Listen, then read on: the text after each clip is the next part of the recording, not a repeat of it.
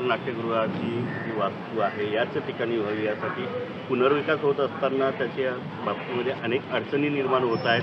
जी मनोरंजन सहकारी संस्था आहे, नाट्यगृह छोटं केलं जातं आहे, मराठी गिरणगावातनं हद्दपार केली जाते. दामोदर म्हणजे म्हटलं तर हृदय असं म्हटलं तर अयोग्य होणार नाही. कारण दक्षिण मुंबईमधून हेच 2-3 असे जे सभागृह जे राहिलेले आहेत, आपल्याला आठवत असेल की अण्णाभाऊ साठे मंडळाचं पण देखील जिजामाता उद्यानमध्ये पुनर्बांधणी व्हावी असा आपण युक्तिवाद केला होता आणि ती झाली. पण त्याला जो स्वरूप, जे सामाजिक स्वरूप यायला पाहिजे तेही आपण देऊ शकत नाही किंवा मिळू शकलेलं नाही. आणि म्हणून कुठची पुनर्बांधणी होत असताना ज्याला आपण हेरिटेज म्हणतो, मग भारतमाता आपण केंद्र सरकारकडनं आपण परत त्या संस्थेला आपण मिळवून देण्याची भूमिका आपण घेतली. त्यामागचा हेतू असा होता, ती तुटलेली असेल किंवा डागडुजीची जी गरज असेल ते आपण करू, पण अस्मिता ज्या एका भावनात्मक ज्या अशा चित्रपटगृहासाठी असेल तीच भूमिका दामोदराच्या बाबतीत सर्वसामान्य असलेल्या प्रेक्षकांची आहे. कलाकारांची तर असलीच पाहिजे, कारण जसं मी सांगितलं की हे हृदय आहे, तर कलाकारांसाठी हे आत्मा आहे. आणि म्हणून या बाबतीतला प्रश्न आम्ही विधान परिषदमध्ये मांडण्याचं काम केलं होतं. आणि निवळ मीच नाही तर विरोधी पक्षामध्ये असलेले प्रवीण दरेकरजी होते, प्रसाद लाडजी होते, आम्ही सर्वांनीच तो उठून देण्याचं काम केलं. खाली आमचे अजय चौधरीजी असतील ते मांडण्याचा प्रयत्न करत आहेत. अरविंद सावंतसाहेब अनेक कार्यक्रमाला येऊन गेलेत, तेही त्याच्यामध्ये दखल घेण्याचं काम करतात. आणि आमच्या सर्वांची भावना आहे कुठच्याही प्रकारे पुनर्विकास व्हायलाच पाहिजे, त्याच्याबद्दल दुमत नाही. पण ते होत असताना ही वास्तू जी सामाजिक दृष्टिकोनातून NM जोशी साहेबांनी त्या काळामध्ये ही चळवळ म्हणून घेऊन सुरुवात करण्याची भूमिका घेतली आणि त्याला एक संस्थाचं स्वरूप आलं.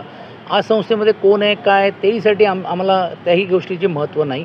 महत्त्वाचं आहे की हे अस्तित्व टिकलं पाहिजे, अस्तित्व पुसता कामा नये, ही त्यामागची जी भूमिका आहे. आणि म्हणूनच अनेक लोकांचे वेगवेगळे विषय आहेत.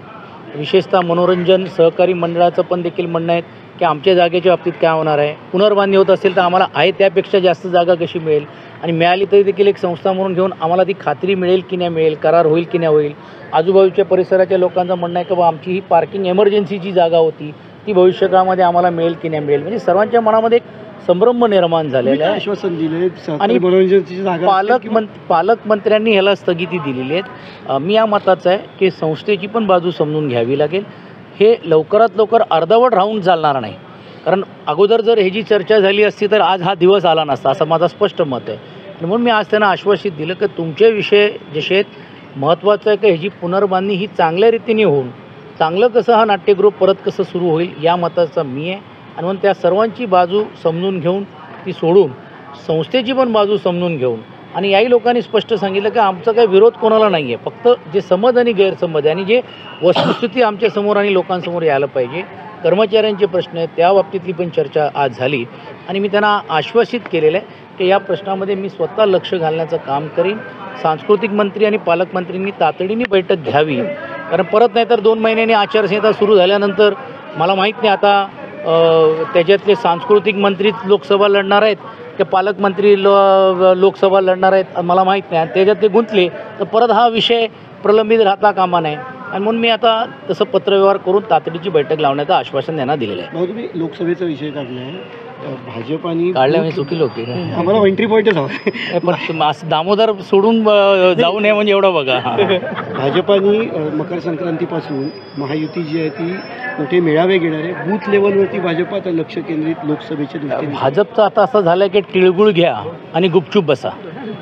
आमचं म्हणणं गोडगोड बोलून होत नाही, कारण 10 वर्ष ते सत्तेत राहिलेले आहेत आणि पर्याय ते आपल्यामध्ये तयार करू शकत नाही, ही वस्तुस्थिती नाही आहे.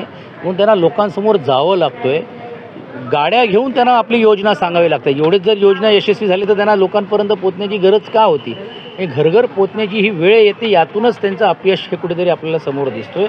अर्थात ते त्यांची भूमिका मांडतात, आम्ही आमची भूमिका मांडतोय.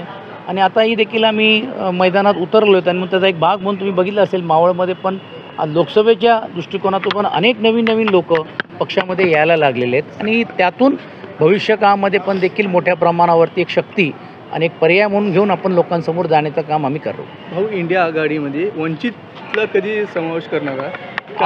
आजच पक्षप्रमुखांनी स्पष्ट सांगितलेलं आहे की वंचितबरोबर स्वतंत्र चर्चा ते करतील.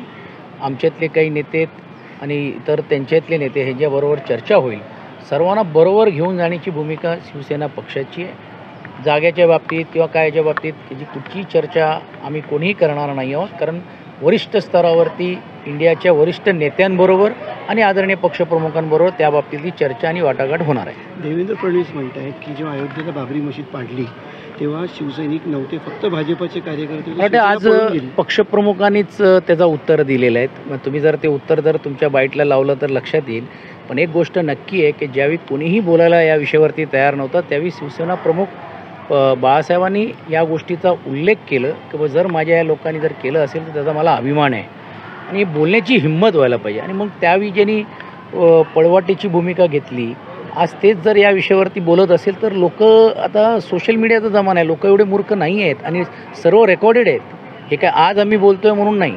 आणि दूध का दूध पाणी का पाणी हे लोकांसमोर आहेत. तो शेवटचा प्रश्न, मेरिटवरती उमेदवार निवडणार म्हटले महाविकास आघाडीमध्ये, तर मेरिट म्हणजे नक्की काय, निवडून येण्याचं मेरिट की 100% निवडून येणारच मेरिट पाहिजे. आज आमच्याकडे उमेदवार चांगले आहेत, ते काय आहेत, पण या सर्व गोष्टी जसं मी सांगितलं वरिष्ठ स्तरावरती होईल. शेवटी महाआघाडी करून सत्तेमध्ये येण्यापेक्षा या असलेल्या युतीला कसं आम्हाला बाजूला ठेवता येईल, महायुतीला कसं बाजूला ठेवता येईल, हा मूलभूत उद्देश त्यामध्ये आहे. भाऊ आशिष शेलार आता पत्रकार परिषद घेतली, त्याने असं सांगितलं की कपिल सिब्बल हे राम मंदिर विरोधी वकील होते आणि त्याच्यासोबत शिवसेनेनं आघाडी केली आहे आणि आता कसं राम मंदिर निमंत्रणाची कशाला उद्धव ठाकरे वाट बघत आहे. कपिल सिब्बलबरोबर ते कुठच्या पक्षात असं नाही आहे. एक कोण व्यक्ती कुठे असेल अशी जर यादी काढली तर त्यांच्याच याच्यामध्ये असलेले अनेक लोकांचे कुठे ना कुठेतरी असेल.